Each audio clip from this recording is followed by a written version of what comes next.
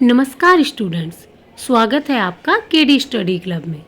आज हम class sixth की साइंस बुक का चैप्टर 8 जिसका नाम है शरीर में गति का पार्ट 2 करने जा रहे हैं। पहले पार्ट में हमने शरीर में जो हड्डियां होती हैं उनके जॉइंट्स के नेम पढ़े थे। किस तरह मतलब जो जॉइंट्स है, कंधे के जॉइंट्स है, कोहनी के जॉइंट्स है, तो उनको हम क्या कहते हैं। आगे हम इसी को कंटिन्यू करते हुए पढ़ते हैं। हम कैसे जानते हैं कि यह मानव कंकाल की आकृति है। हम शरीर की विभिन्न अस्थियों की आकृति के विषय में किस प्रकार जान पाते हैं। हमें कैसे पता चलता है कि किस अस्थि की यानी कि हड्डी की कैसी आकृति है, वो किस प्रकार की है।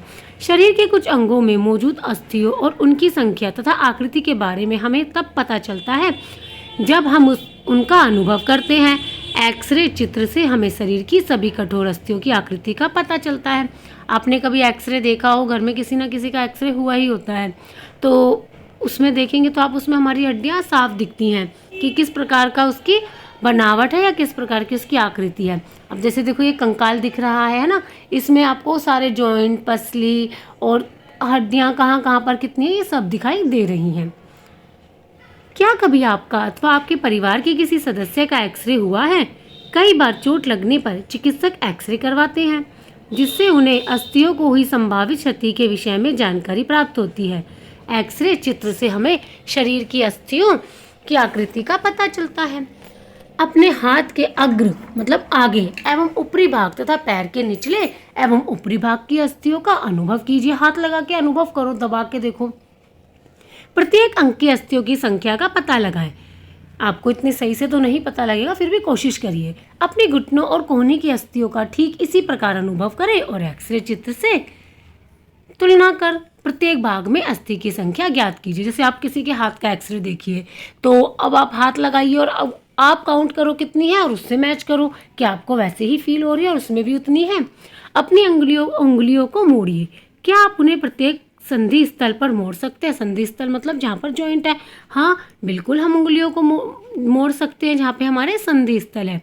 आपकी मध्यमा में कितनी अस्थियां हैं? अपनी हथेली के पिछले भाग का स्पर्श करके अनुभव कीजिए। क्या इसमें अनेक अस्थियां हैं? क्या आपकी कलाई लचीली है? यह अनेक छोटी छोटी अस्थियों से बनी है जिन्हें कार्पेल कहते हैं। जो छोटी छोटी अस्थियों से मिलकर ये हमारी हथेली बनी है, तो इसे हम क्या कहते हैं? कार्पेल कहते हैं। यदि इसमें मात्र एक ही अस्थि होती तो क्या होता? मतलब अगर एक ही होती तो ये इतनी लचीली नहीं होती। जैसे हम मोड़ पा रहे हैं, इससे लिख पाते हैं और बहुत से काम हम अपने हाथों से लेते हैं तो वो हम ना कर पाते। क्रियाकलाप 4, गहरी सांस भरकर इसे कुछ समय तक रोके रहिए। अपने वक्ष एवं पीठ को हल्के से दबाकर अपनी अस्थियों का अनुभव कीजिए। मतलब दबा के हाथ लगा के देखो। जितनी पसलियों यानी वक्ष की अस्थियों को आप गिन सकते हैं, गिन लीजिए जितने भी आपसे गिनी जाती हो। चित्र 8.10 को ध्यान से देखिए और वक्ष की अस्थियों की तुलना अपने उपर्युक्त अनुभव से कीजिए। हम देखते हैं कि पसलियां विशेष रूप से मुड़ी हुई हैं। वे वक्ष की अस्थि एवं मेरुदंड से जुड़कर एक बक्से की रचना करती हैं। जैसे ये देख रहे हो ना आपकी, ये ऐसे करके ऐसे आ रही हैं और ये जो नीचे की ये होती है ये हवा में रहती हैं, ये जुड़ी हुई नहीं होती। बाकी तो देखो सब जुड़ी हुई हैं, आगे से जुड़ी हुई हैं, कुछ इससे जुड़ी हुई हैं। और जिनसे ये जुड़ी हुई है ये रीढ़ की हड्डी, ठीक है ना, इसे रीढ़ की हड्डी कहते हैं। अभी आगे हम इसका और नाम पढ़ेंगे। और इसे हम कहते हैं पसली पिंजर, यानी एक पिंजरे की तरह बना हुआ है। वे वक्ष की अस्थि एवं मेरुदंड से जुड़कर एक बक्से की रचना करते हैं। जो रीढ़ की हड्डी है इसे क्या कहते हैं? मेरुदंड। इस शंकु रूपी बक्से को पसली पिंजर कहते हैं, यानी कि पसली से बना हुआ पिंजर। वक्ष के दोनों तरफ 12 पसलियां होती है। कितनी पसलियां होती हैं? 12।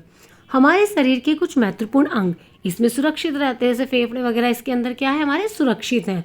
तो हड्डियां एक तो हमें आकृति देती है और हमारे जो आंतरिक जो ऑर्गेन्स हैं उनकी सुरक्षा करती है। अपने कुछ मित्रों को बिना घुटने मोड़े झुककर अपने पांव की अंगुलियां छूने को कहिए। क्या ये चिकनी, समतल अथवा अखंड है? अपनी उंगलियों को अपने मित्र की गर्दन से प्रारंभ करके उसकी पीठ पर नीचे की ओर लाइए। आपके द्वारा अनुभव की गई संरचना मेरुदंड है। जब आप हाथ लगाते हो उभरी उभरी सी हड्डी दिखती है ना बीच में, तो उसे हम क्या कहते हैं? मेरुदंड। यह अनेक छोटी छोटी अस्थियों से बना है जिसे केशुरिका कहते हैं। ये जो है ना छोटी, देखो छोटी छोटी हड्डियां, इसको हम क्या कहते हैं? केशुरिका रुका।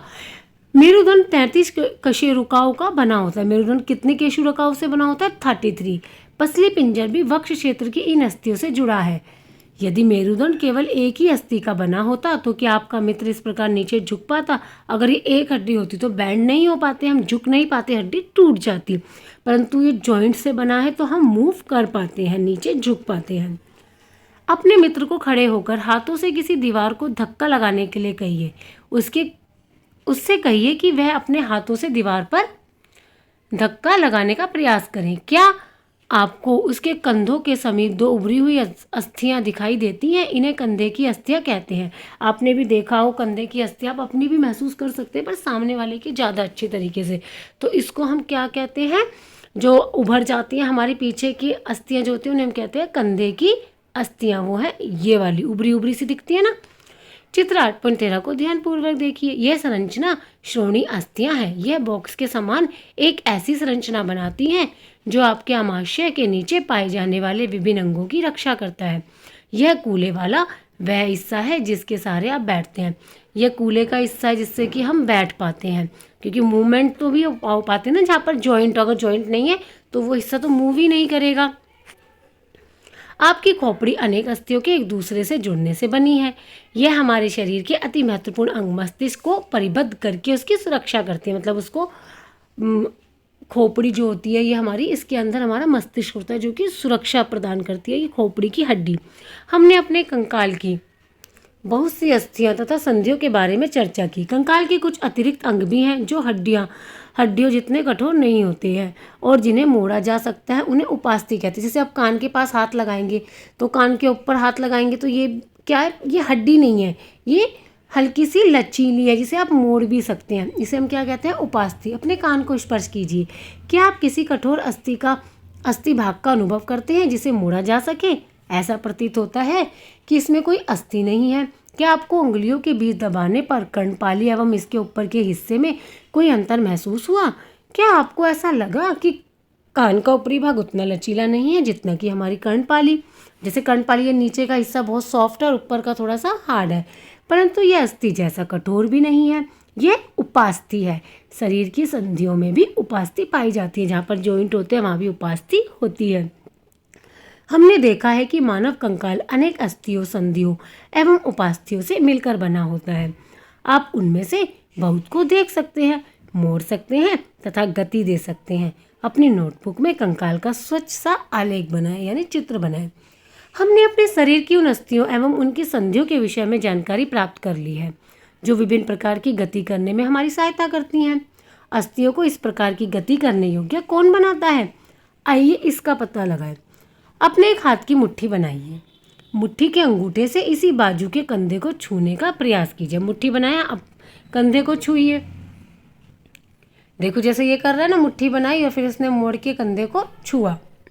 क्या आप अपनी ऊपरी भुजा में कुछ परिवर्तन अनुभव करते हैं? दूसरे हाथ से इसे छूकर देखिए। क्या आपको कोई उभरा हुआ भाग दिखाई देता है? इसे पेशी कहते हैं। पेशी मतलब जो हम आम भाषा में जिसे डोला कहते हैं। देख मेरा डोला कितना मोटा है ना। वो मांसपेशियाँ होती हैं क्या, जिसे हम पेशी कहते हैं। जो संकुचित यानी लंबाई में कमी होने के कारण पेशियां उभर आती हैं। अब आप अपने हाथ को पुनः सामान्य स्थिति में लाइए। पेशियों का क्या होता है? क्या यह अभी भी संकुचित अवस्था में है? नहीं। चलते अथवा भागते समय आप अपने पैरों की पेशियों में भी इसी प्रकार का संकुचन देख सकते हैं। संकुचन की अवस्था में पेशी छोटी, कठोर एवं मोटी हो जाती है। यह अस्थि को खींचती है। किसी अस्थि को गति प्रदान करने के लिए दो पेशियों को संयुक्त रूप से कार्य करना पड़ता है। एक पेशी नहीं, दो पेशी मिलकर ही काम करती है, तभी कार्य होता है। जब दो पेशियों में से कोई एक सिकुड़ती है तो अस्थि उस दिशा में खिंच जाती है। युगल की दूसरी पेशी शिथिल यानी कि लंबाई में बढ़कर पतली हो जाती है, यानी ये शिथिल अवस्था में आ जाती है। अस्थि को विपरीत दिशा में गति करने के लिए अब शिथिल पेशी सिकुड़कर अस्थि को अपनी पूर्व स्थिति में खींचती है, जबकि पहली जो पेशी है अब शिथिल हो जाती है। पेशी केवल खींच सकती है, वह धक्का नहीं दे सकती।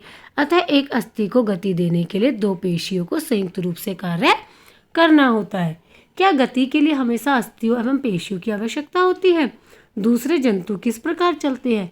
क्या सभी जंतुओं में अस्थियां पाई जाती हैं? केंचुए अथवा घोंगे में क्या होता है? आइए कुछ जंतुओं की गतियों का अध्ययन करते हैं। अभी तक हमने मानव के बारे में पढ़ा था। अब हम जंतुओं के बारे में पढ़ेंगे। 8.2 जंतुओं की चाल। केचुआ। क्रियाकलाप 5 बगीचे में चलते हुए केचुए का निरीक्षण कीजिए। इसे पकड़कर एक स्याही सोक फिल्टर पेपर पर रखिए। इसकी गति का परीक्षण कीजिए। इसके पश्चात केचुए को एक कांच की पट्टी यानी टुकड़े या टाइल पे अथवा किसी चिकनी सतह पर रखिए तथा इसकी गति का परीक्षण कीजिए। क्या यह गति पेपर पर केचुए की गति से भिन्न है? ऊपर की दो सतहों में से किस पर केचुआ आसानी से चल सकता है? तो देखो किस पर चल रहा है ना, जिसमें गति ज़्यादा दिखाई गई है। केचुए का शरीर एक सिरे को दूसरे से सटाकर रखे गए अनेक छल्लों से बना प्रतीत होता है। केचुए के शरीर में अस्थियां नहीं होती, परंतु इसमें पेशियां होती हैं जो इसके शरीर के घटने और बढ़ने में सहायता करती है।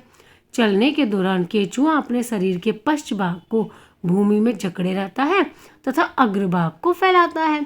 इसके बाद वह अग्रभाग से भूमि को पकड़ता है तथा पश्च भाग को स्वतंत्र कर देता है। इसके पश्चात यह शरीर को संकुचित करता है तथा पश्च भाग को आगे की ओर खींचता है। इससे वह कुछ दूरी तय आगे बढ़ता है। इसके मतलब तरीका बताइए किस तरीके से वो दूरी को तय कर पाता है, चल पाता है बिना हड्डी के पेशियों के जरिए।